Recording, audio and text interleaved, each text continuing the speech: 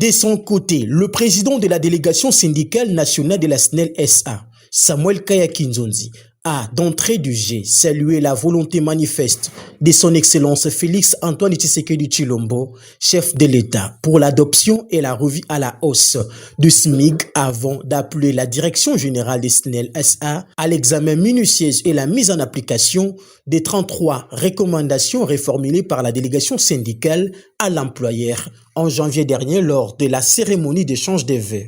En mettant plus d'emphase sur la question liée sur la gestion des carrières des agents SNEL.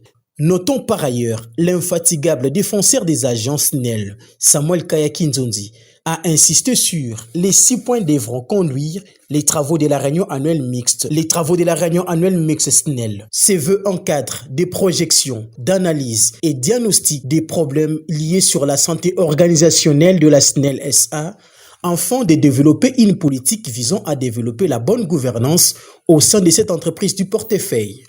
Les rencontres syndicales précédentes confirment à suffisance la volonté manifeste de l'employeur pour redorer l'image de marque de la SNEL et ses employés, en répondant aux préoccupations des agents par la récupération du pouvoir d'achat. En plus, notre souhait ardent de voir finaliser la problématique du recrutement prioritaire avec le processus de régulation des cas de litige des journaliers en passant par les recrutements classiques. Pour résoudre tant soit peu le problème des effectifs et demeurer dans le plan de recrutement 2023-2025 pour la bonne marche de l'entreprise, mais aussi pour la protection de la masse laborieuse. Nous nous rappelons de notre sollicitation par le biais de l'intersyndicale nationale au gouvernement de la République démocratique du Congo sur le réajustement du salaire minimum interprofessionnel garanti, le SMIG.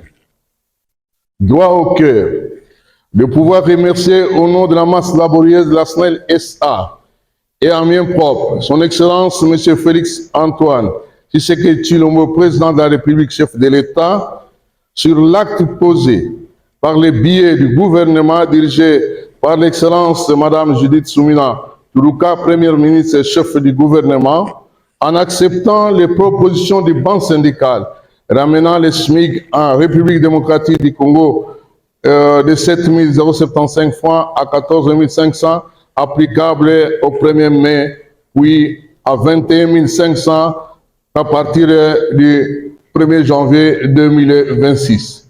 Il y a lieu de souligner l'existence de notre cahier de revendications vous transmises lors de l'échange de vœux de l'an 2025, dans le cadre du bilan social avec 33 points à mettre dans le portefeuille de la Direction générale pour l'exercice budgétaire 2025.